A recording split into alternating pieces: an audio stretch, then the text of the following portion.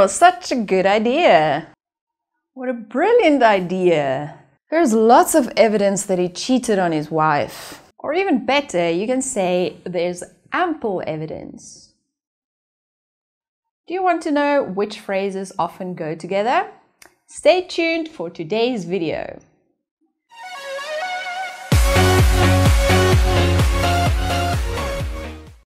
Hi everyone! Today I'll provide you with some useful collocations. Specifically, we'll go through some adjectival collocations that are used in the IELTS test. The first adjective we have is the word accurate, which describes something that is precise and correct. Let's see what phrase we have. Accurate description, accurate information, accurate representation. For example, this diagram depicts accurate information about the recent trend of oil. If you want to describe something really important or large, a word we can use is considerable. Here are some common phrases with this word. Considerable advantage, considerable amount, considerable attention, considerable effort, considerable experience, or considerable improvement. For example, every member has contributed considerable effort to this project with the hope of promoting the brand to the world. Which adjective will you use to describe something that is able to be preserved for a long period of time? Alright, it's sustainable. I have the following phrases for you. Sustainable development, sustainable growth, sustainable improvement, sustainable farming, sustainable lifestyle, sustainable tourism, or sustainable agriculture. For example, recycling grey water and producing your own compost is integral to sustainable farming. Next, I want to provide you with a word that describes something large or abundant, or more than enough. You can use the word ample. It appears in the following phrases: ample evidence, ample justification, ample room, ample space, ample supply, or ample time.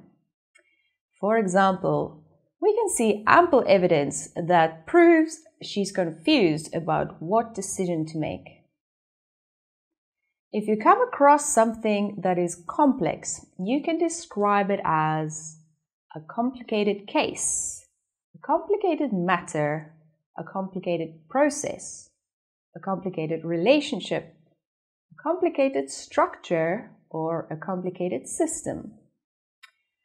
For example, many citizens of this country have been experiencing a lot of trouble due to the complicated structure of government. If there is something that is enough for certain situations or purposes, we can use the adjective sufficient with the following words: sufficient competence, sufficient condition, sufficient evidence, sufficient funds, sufficient information, sufficient protection, sufficient quantity, or sufficient support.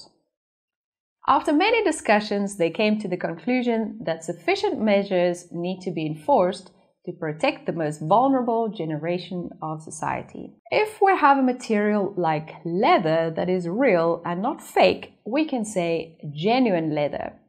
For emotions, we can say genuinely sincere. So, how many phrases can you think of with this word? I have some examples for you. A genuine attempt, genuine concern, genuine desire, a genuine effort, a genuine experience, genuine grievance, genuine interest, or a genuine sense.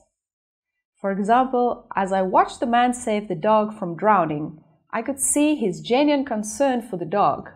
He had no self-interest.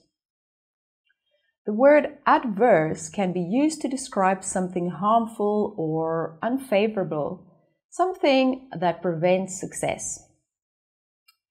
Adverse circumstance or adverse consequence, adverse effect, adverse event, adverse impact, adverse reaction, or adverse weather. The people in the middle of Vietnam have been experiencing increasingly adverse weather in recent years. Indigenous is a word that describes something or someone that originates in a particular area.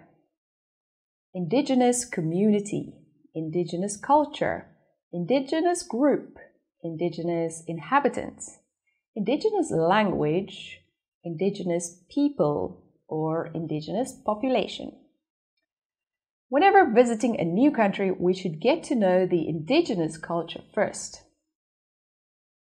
The last word I'd like to share with you today is the word immense. It's an adjective that you can use to describe something that's extremely large or great. Immense benefit, immense importance, immense difficulty, immense satisfaction, immense pride, or immense pressure. For example, he is enjoying immense satisfaction after getting the official acknowledgement from Harvard University. So, today I've shared with you many collocations that you can use across all 4 skills in the IELTS exam. I hope you found this lesson helpful in preparing for your IELTS test.